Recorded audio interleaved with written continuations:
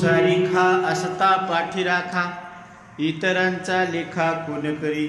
आपल्या पाठीमाग जर श्री गुरु असले, त्यांचा वरद हस्त असला, तर मग आता कुणी टिप्पणी करायचं काही काम नाही. जसं लेकराला वाटतं की माझी आई माझ्यासोबत आहे, माझे वडील माझ्यासोबत आहे, म्हणून त्याला एक हिंमत येते. आतून काय येत असते? हिंमत येत असते. कुणीतरी मला माझ्या पाठीमाग आहे. तसं या साधकाच्या माग सद्गुरू असतात.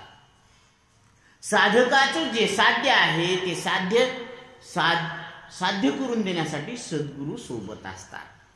आणि सद्गुरू काय सांगतात? कारण ह्या जीवाला जे पाहिजे ते कोण देऊ शकतं?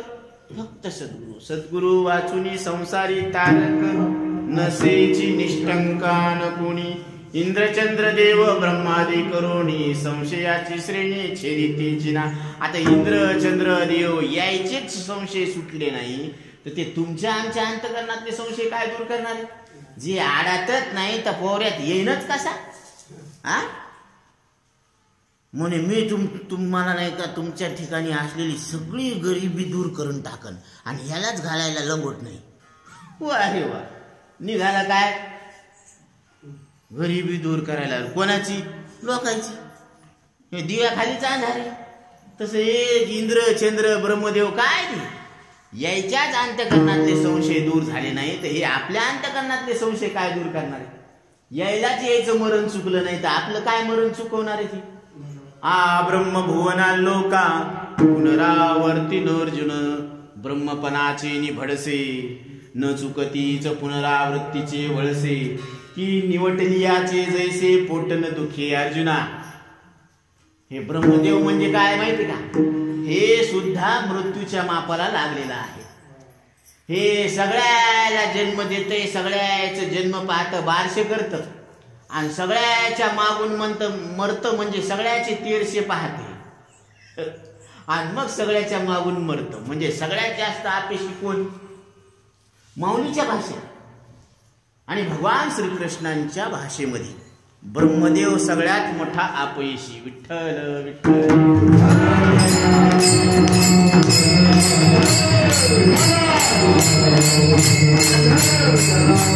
सगळ्यांची उत्पत्ती कोण करते? ब्रह्मदेव. तुम्ही पहा ना, गॉड GOD, जनरेशन, ऑर्गनायझेशन आणि डिस्ट्रॉय. म्हणजे उत्पत्ती, स्थिती आणि नाश. उत्पत्ती कोणाकडे? ब्रह्मदेवाकडे. पालन कोण करते? विष्णू, श्रीहरी विष्णू. आणि नाश कोण करते? संहार हर हर महादेव. तिसरा डोळा उघडला की सगळं खाक. बरोबर आहे. मग महादेवानं जर तिसरा डोळा उघडला तर सृष्टी भस्म होते. आणि तुम्ही जर तुमच्या विवेकाचा तिसरा डोळा उघडला की सृष्टीच सिद्ध होत नाही. विठ्ठल विठ्ठल.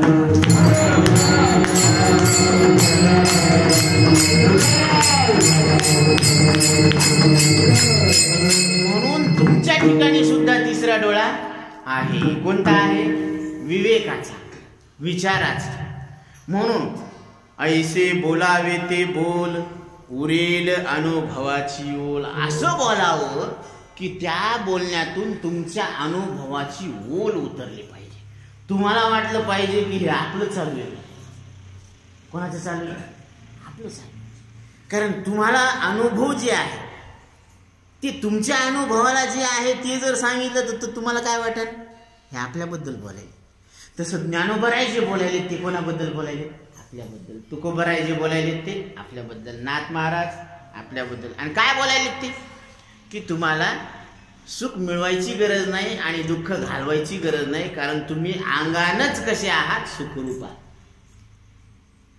आहे. शितू अंगा अंगी डोळे उघडी. गुळ अंगानच गोड आहे का नाही? का त्याला गोड करायचं? गुळाला गोड करायचं का?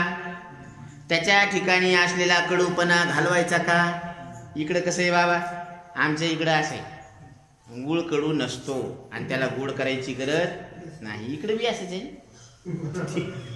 म्हणजे तसं प्रत्येक जीव हा स्वरूपानं परमात्मा आहे आणि त्याला मी परमात्मा आहे असं कळून घेण्याचा संपूर्ण अधिकार स्वतः नारायणानं प्रदान केलेला आहे. मनुष्य देहीचे ज्ञाने सच्चिदानंद पदवी घेणे एवढा अधिकार नारायण कृपावलोकनी दिला. हे स्वतः नारायणानं दिलेला अधिकार आहे. क्या खूब बनाया बंगला, अंदर नारायण है सोया, उसे हमें जगाना है. हा भी बंगला आहे. हे कसा बंगला आहे माहिती का? हे शरीर म्हणजे काय आहे? हे ओलं देवाचं मंदिर आहे. पण कसं आहे? ओलं, याच्यात पाणी. ओले मृतिकेचे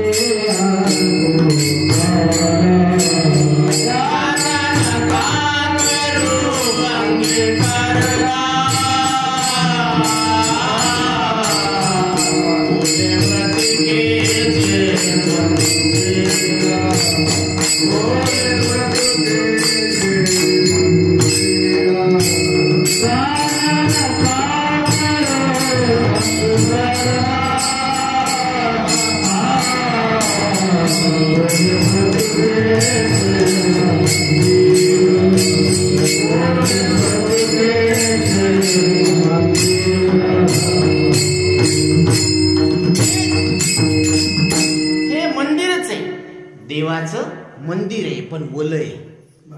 म्हणजे ते म्हणते पहा बरं मा नाडी गरम नाही, हे चालू आहे ठोके, हे गरम आहे म्हणून बरं आहे. नाही तर मग काय? देहीचा अग्नी गेला, देह नोहे चिखलूवला. माऊली काय म्हणतात? देहातला अग्नी नाडी घार पडलं म्हणे. आता माझ्यासारखं भोळं होतं. 2 भाऊ होते, भोळं होतं.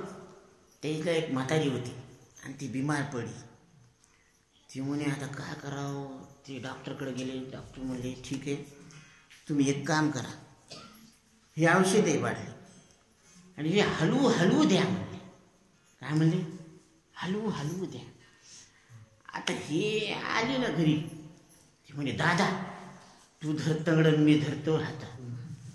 जेच हलवायला सुरुवात केली म्हातारीला, असं असं असं मंथन करायला ते हलवलं हलवलं हलवलं. आता ते हलकं किती राहणार बरं जीव त्या म्हातारी, म्हणजे 80 वय 100 वर्षाची म्हातारी ती. आता पण तिचं ती का वार्षिक जीव गेला काय नाही गेला, काही मेळ बी लागला नाही. ते म्हणे आता दादा बाबा हा म्हातारी शांत झोपली, आता काय पडली.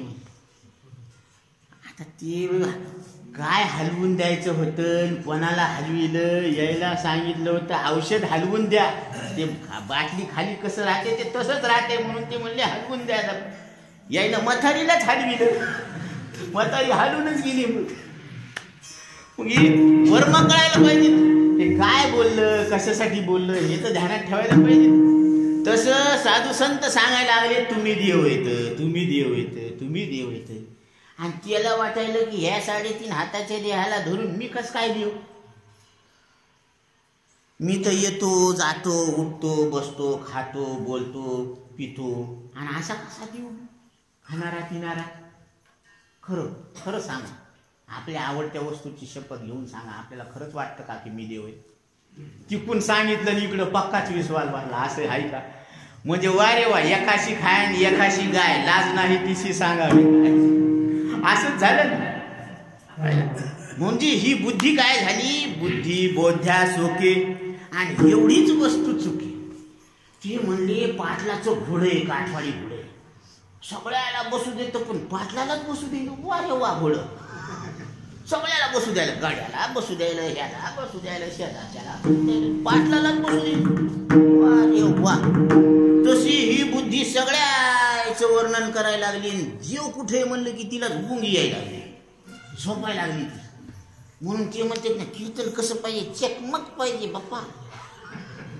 म्हणजे त्याच्यामध्ये थोडासा विनोद पाहिजे, थोडा मसाला पाहिजे, थोडं असं पाहिजे, थोडं तसं पाहिजे. वा वा वा वा. पण हे कीर्तनाचं लक्षणच नाही ना दादा. आम्ही बी करतो ना तसं. कीर्तन चांग कीर्तन चांग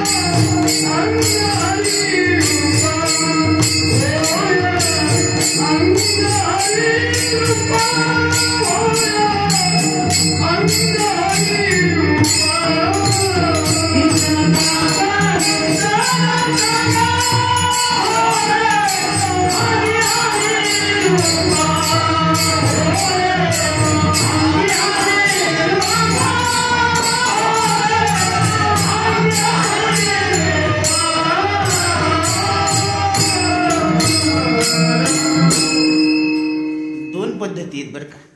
देव प्राप्त करून घेण्याच्या दोन पद्धती. एक ज्ञान मार्गाने जा, नाहीतर नामस्मरणानं भक्ती रूपानं जा. कर्म उपासना ज्ञान मार्गी आले, सर्व मार्ग आले हरिमार्ग. तुम्ही भक्तीद्वारे जा का ज्ञानाच्या माध्यमातून जा, तुम्ही हरिलाच प्राप्त करून घेणार. बरोबर आहे. आता आम्ही हसवतो, विनोद करतो, चुटकुले सांगतो, हसी मजाक करतो, टाइमपास करतो, पण फायदापणाच आहे. जसं तुम्हाला खाऊन झालं आणि ते असं बेंड झालं, ते मग ते त्याला चोळलं की बरं वाटायला आणि फोडलं की आग व्हायला लागलं. मग त्याला चोळावं का फोडावं? फोडायला पाहिजे, कारण ते फोडलं तर त्याच्यातला पू बाहेर निघत, ते त्याला मलम लावून ती जखम काय होईल, दुरुस्त होईल. आता ध्यानात घ्या थोडंसं बारकाईनं. हे तुम्हाला हसी मजाक करणं, हे करणं, चुटकुले सांगणं, हे म्हणजे काय माहिती का, वरून चोंबाळणं. आणि विवेक करणं म्हणजे काय माहिती का, ते बेड फोडणं. मग फोडल्यावर तुम्हाला काय होणार आहे माहिती का, जे समाधान मिळणार ना, गुरु तेथे ज्ञान, ज्ञानी आत्मदर्शन, दर्शनी समाधान अति जैसे. गुरु म्हटलं की तिथं ज्ञान असतं. ते म्हणे ठीक आहे, गुरुच्या ठिकाणी ज्ञान आहे, त्याचा आमचा काय उपयोग आहे? त्याला ज्ञान आहे, आम्हाला काय? पण त्या ज्ञानानं, ज्ञानी आत्मदर्शन, त्या ज्ञानानं तुम्ही आत्मा आहेत असं तुम्हाला आत्मरूपानं दर्शन होणार आहे. आणि आता जे तुम्हाला दर्शन आहे तुमचं, ते देहरूपानं आहे. म्हणजे बाहेरच्या कातड्याला धरून तुम्ही मी म्हणाले ना, समजा मी काही एक मी नाही, एवढाच मी का, एवढा नाही, एवढा मी का सगळा मिळून मी कसं आहे, जरा खाज बाकी काय डोकं हो, किती मी याच्यातल्या किती मी.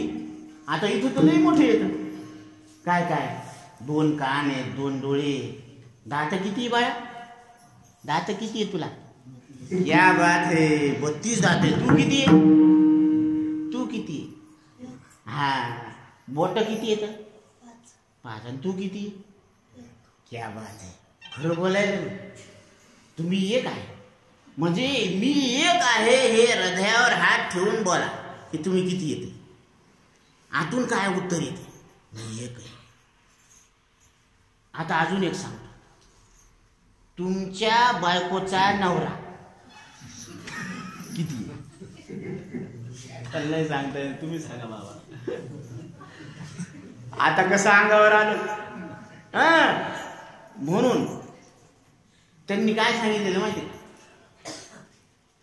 जे अवाटली असता बुद्धी, विषय सुखची परमावधी, जीव तैसा उपाधी आवडे लोका, किंवा तया स्वांत करण लिता, सकळ कामोपशांता, परमात्मा परवता दुरी नाही. पहा, तुमच्या बायकोचा नवरा तुम्हाला सोडून दूर नाही, दुसरा नाही, जवळ नाही, तुम्हीच. बरोबर? काय काय बोललो, बोला बरोबर. तुमच्या बायकोचा नवरा तुमच्याहून दूर नाही, दुसरा नाही, जवळ नाही, तुम्हीच. 4 पॉइंट आहेत ना. खरं सांग बरं का, मला अनुभवाविन मान हालवून खोरी.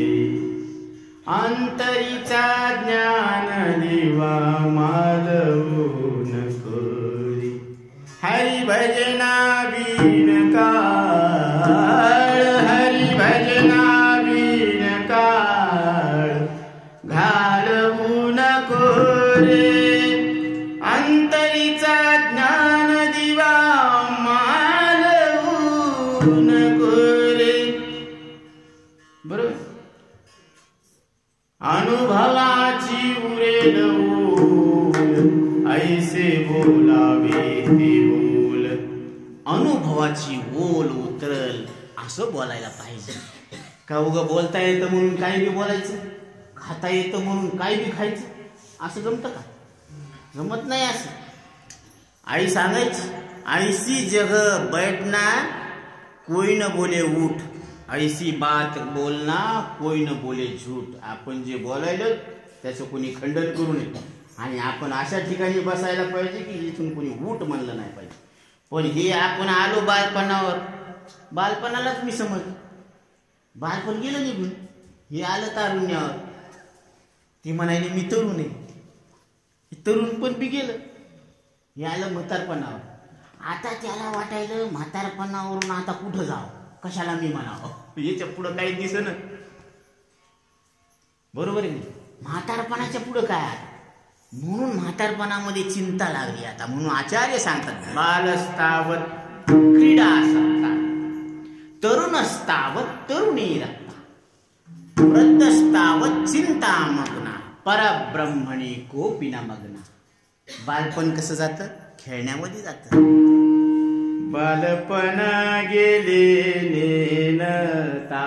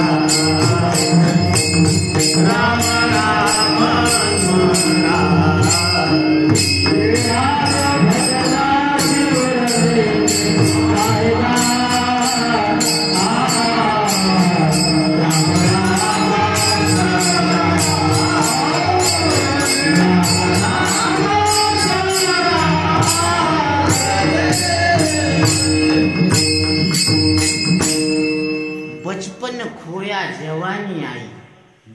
बालपण पाहता पाहता निघून गेलं आणि तारुण्य कवाशी का आलं काही पता. पहिले केस नव्हते वटावे, आता केस आले, काळे केस आले. ते म्हणले मी तरुण आहे, आणि ते काळे केस कभा पांढरे झाले, काही मिळत नाही लागला. तरी त्याला वाटतं मी अजून कसा आहे, तरुणच आहे. बर ती लाट मारेन तिथं पाणी काढून म्हणते.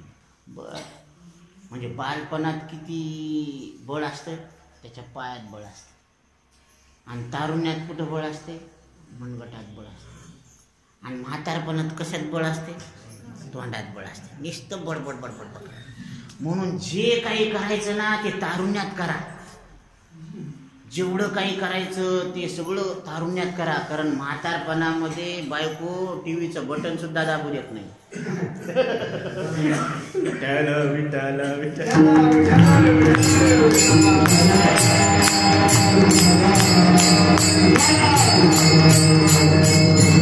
कारण आधी ती एकटी होती तर हेच असं करायचं, दबायची. पण आता तिची मेजॉरिटी वाढली ना, सगळे लेकरं तिनं आपल्याकडे करून घेतले. सगळ्याला ती म्हणते मग सगळ्या घरावर बोल्ड आहे म्हणते. आणि तिनं सगळ्याला अटॅक करून यालाच मुलं बोल्ड करून टाकलं. Clean board. कुठं चाललं याचं काय चाललं नाही, हे निस्ते नावाला राहिले. आज तसं हे जीव जे आहे ना निस्ता नावाला राहिला, पण खरी सत्ता कोणाची हे ओळखा. तुम्ही तुमची पहचान क्या आहे हे जरा पहा. आपण कोणाचे येते पहा. नुसतं सासऱ्यानं अंगठी केली ना तर ते म्हणते मी त्याचं जावईन, मी त्याचं जावई. अरे बापाचं नाव सांग ना, मी यायचं पोरगय म्हणून. ते नाही सांगत. इथंच बैमान झाले आहे. बापाला बैमान झाले व्यवहारामध्ये, तर यायला परमार्थ कवा काढायचा? हा, अरे ज्या देवानं बोट दिलं त्याच्या नावानं काय, सासऱ्यानं अंगठी दिली 4 ग्रामची, तर त्याला काय म्हणाले, मी यायचा जावई.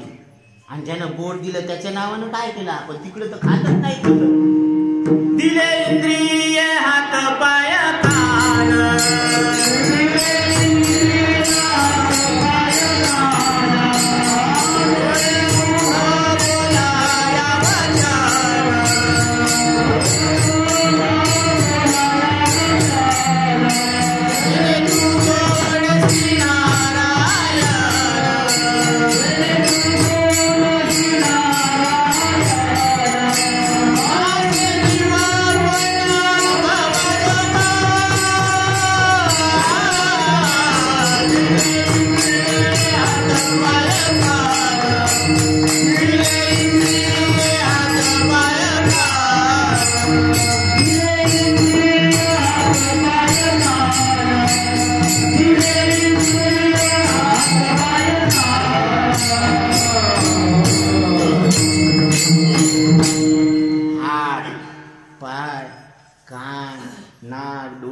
हे कोणी दिलं? ह्या ईश्वराने दिलेलं आहे.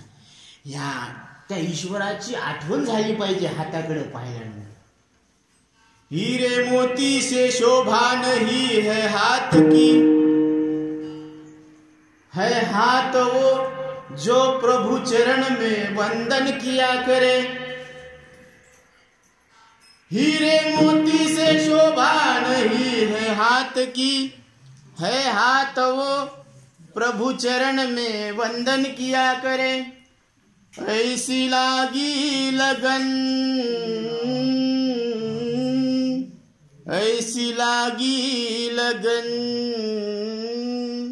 लागी लागी रे लगन, ऐसी लागी लगन.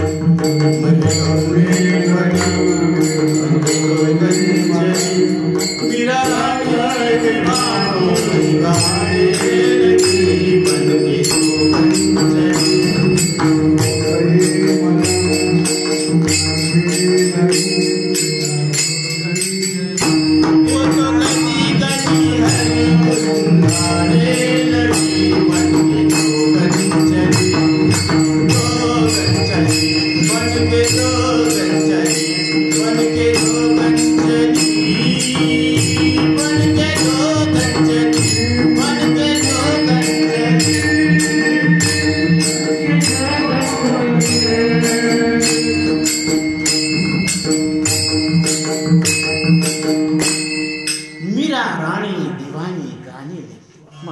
शोभा कशाने आहे?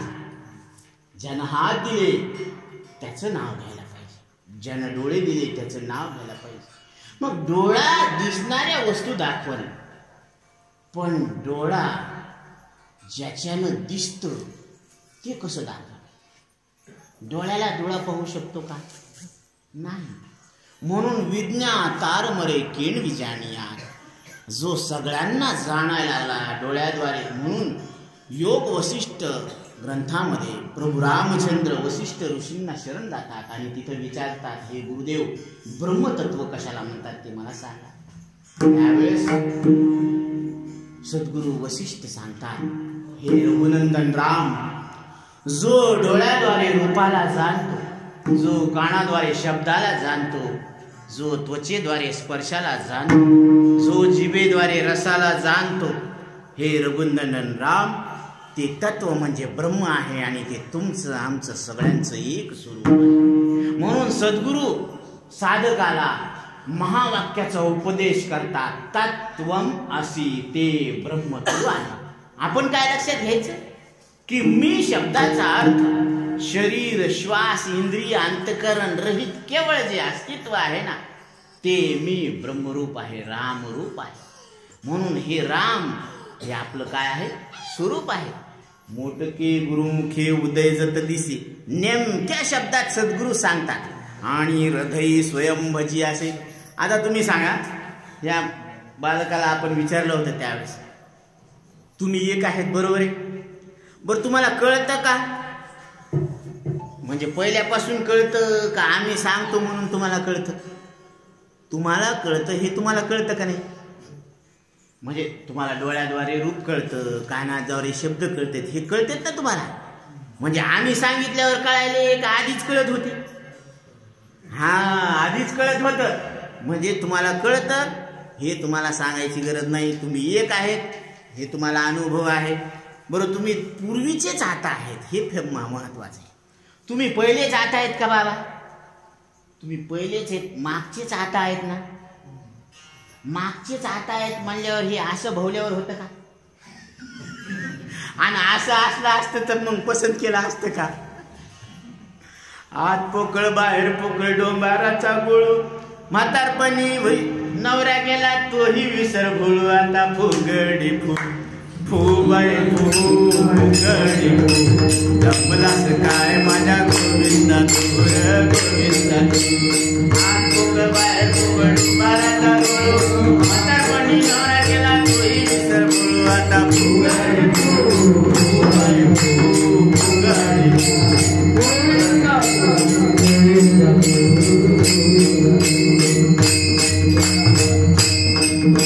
म्हातारपणी नवरा केला, आता म्हातारपणामध्ये इच्छा झाली तो कोण देईन बरं? आता नैतरण्यालाच नंबर लागन याला कोण देईन बरं? इकून तिकून झाली बरं, मिळाली तर मग नैतरणीच भेटन का म्हातारीच भेटन? म्हातारीच भेटन ना, नैतरणी कशी भेटन?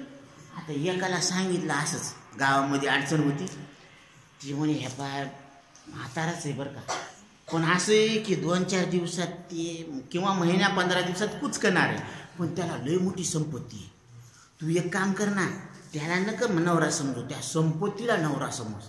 ती म्हणली हो हे जमतं गडे, हे महिनाभरात कुचकलं की मग हे आपणच राहणे, सगळ्या मालकी हक्क आपलाच. ती म्हणे हरकत नाही. मग ते झालं ना, आता ते लग्न झालं, महिना झाला, ते हे कुचकलं. आता ते कुचकलं तर ते त्याचा थोडा असा हात वाकडा झाला. ते आता ते कसं काय कुचकलं ते काय माहीत आता, पण ते त्याचा हात असा वाकडा आणि ते दरवाजातून काढायचं. ती मुले हे दरवाजा तोडावा लागेल. ती मुले ए दरवाजा तोडायचा नाही, हात तोडून काढा. पण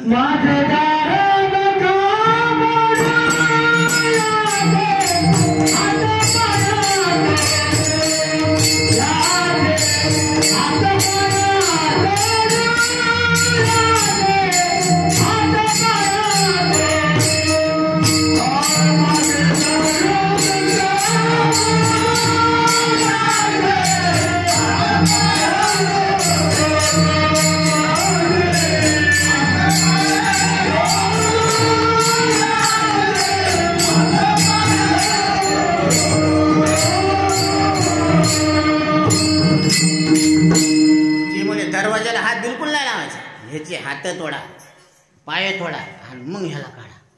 केलं ना तसं. बरं, आता तसं केलं तर हे रडत ना. आता तिला 4-4 म्हाताऱ्या बायाला रडणार. ती म्हणे मी कशाला रडू? ती म्हणे तुला नवरा असताना नवरा, ही सगळी संपत्ती मग नवरा आहे. तुला असं बोलू नको सगळ्यासमोर, उगत आहे मोठी चरण ना. हा असं उगत फुंके दे. आता कोणी कोणी कसं कसं रडतं, आता सगळ्याची वेगवेगळी तर कोणी करून रडते. आता प्रत्येकाची रडण्याची पद्धत वेगळी असते.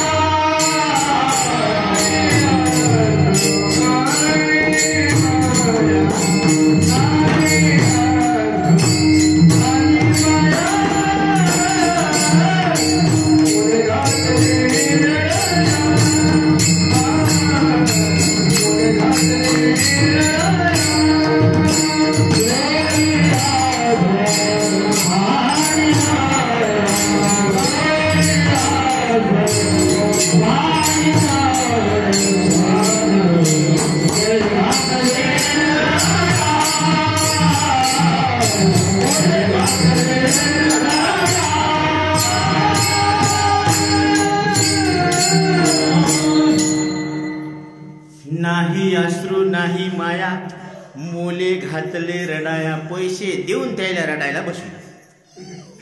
त्याच्या डोळ्यातून अश्रू नाही, त्याला रडण्यामध्ये माया नाही. उग चाळण्यात काय अर्थ आहे? पण मग ते तसंच ना, आता हे उग नाटक चालले तसं. मग तिला म्हणलं रड ना तू. मग ती आता उग नाटक का होईना, पण ती कसं करू लागली, रडू लागली. मग पण तिला सांगितण्यात आलं की बाबा ही सगळी संपत्तीच काय आहे तुझा. मग म्हातारपणामध्ये भेटत नाही, भेटली तर टिकत नाही. म्हणून हे तारुण्यापतच काय करायचं ते मिळवून घ्यायचं, ते मिळवा. म्हणून परमार्थ जवळ हे सकळ सिद्ध आहे. गती हात चालावया पाय, तव तू आपले स्वहित पाय. तीर्थयात्रे जाय चुकून. मग तीर्थयात्रेला गेल्यावर काय होईल माहिती का, तिला तुला साधू संत भेटतात. उठी वेगी जाई पुत्रा, तीर्थे रे तू हिंड, तेथे तुझला साधू संत भेटती उदंड. तया माझी आत्मज्ञानी झोन बोले वितंड, तो तुझ बुजवील प्रचंड. कारण तुझा तवा त्रिविध तापे तापलो रामराया, परम दीन दयाळा निरसी मोह माया. त्रिविध तापानं तुझा तवा तापलेला आहे आणि वैराग्यानं तुझं मन होरपळून निघालेलं आहे. आता तुला ते ब्रह्मज्ञानाचा वर्षाव करेल आणि तुला अमृत स्वरूप आहे असं तुझ्यावर काय करते, ज्ञानाचा वर्षाव केल्यानंतर तुझं मन शांत होईल. म्हणून हे मन शांत करायला पाहिजे. कारण मनामध्ये जी भूक लागलेली आहे, मी कोण आहे, मी हा कोण, करावा विचार म्हणे ज्ञानेश्वर निवृत्तीचा. म्हणून ज्ञानोबराय सांगते की मी कोण आहे याचा एकदा तरी जीवनामध्ये काय करायला पाहिजे, विचार करायला पाहिजे. मी कोण, मी तो वासुदेव तत्वता.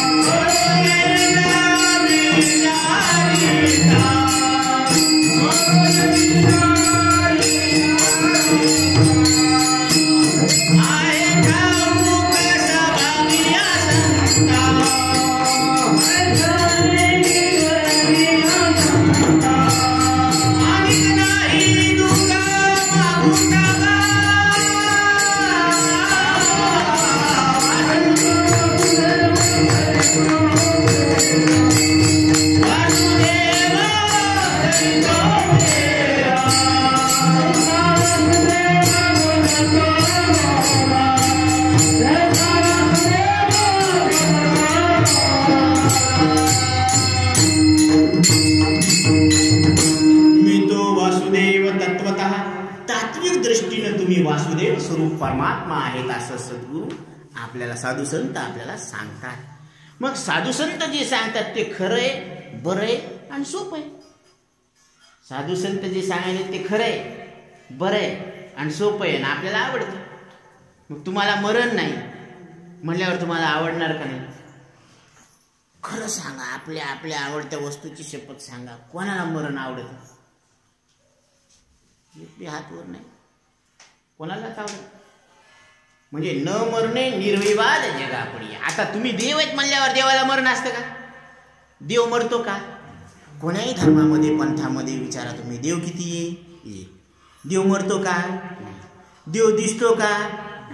म्हणजे 3 लक्षण झाले तरी देव दिसत नाही, देव मरत नाही आणि देव येते.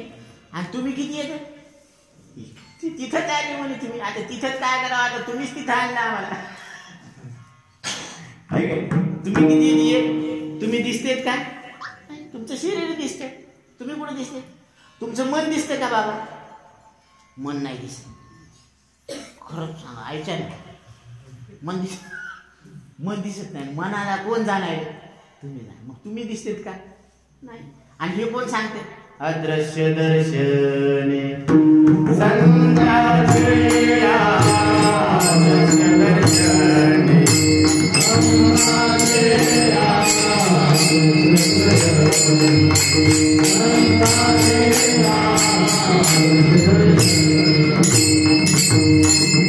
रवी दीप हिरा दाविती देखणी. हे सूर्य, दिवा, अग्नी, प्रकाश हे सगळ्या दिसणाऱ्या वस्तू प्रकाशित करतात. पण तुम्ही न दिसणारे अदृश्य परमात्मा आहेत हे साधू संत सांगतात. म्हणून संत सांगतात ते खरे बरे सोपे ना आपल्याला आवडतं. आणि बायको आपल्याला सांगते की अहो प्राणपती, मग ती आपल्याला म्हणते तुम्ही नवरा आहे. मग हे खरं आहे का बरं आहे का सोपं आहे का आवडतं? खरं नाही, कारण ती मेल्यावर नवरा कोणी म्हणावं? आलं लक्षात? बरं बरं आहे का? किती येणार घ्यावं लागतात. सहजासहजी म्हणते का कोणी नवरा? म्हणते नाही म्हणत. बरं खरं नाही बरं नाही, बरं सोपं आहे का? किती येणार घ्यावा लागतात. गुळ असल्यावर माश्या येतात दादा. इथं बाई केवढे कुठाने करावं लागते. सहज सोपं आहे का? मग खरं नाही बरं नाही सोपं नाही बरं आवडतं का? आवडतं मला पडलं. जेव्हा तणका बसला तवाच नाही का ती काय होते. प्रतिकूल झाल्यावर मग काय आवडत नाही. म्हणून कुठपर्यंत आवड? अनुकूल असल्यावर दुःख सुख होतं आणि प्रतिकूल झाल्यावर काय होतं? दुःख होतं. म्हणजे सुख दुःख हे अनुकूल प्रतिकूलतेवर अवलंबून आहे. पण आपण आपल्याला प्रतिकूल आहेत का अनुकूल आहे? जरी रोग असला तरी आपण आपल्याला आवडतो बरं का. बायको प्रतिकूल असल्यावर ती आवडत नाही, पण आपण आपल्याला आवडतो काय? म्हणजे आपण अनुकूल प्रतिकूल त्याच्या पलीकडचा विषय आहे. म्हणून आणि ही गोष्ट सद्गुरू आपल्याला सांगतात. म्हणून जर राजाची पत्नी असली तर ती भीक मागन का? हे दुसऱ्या चरणात महाराज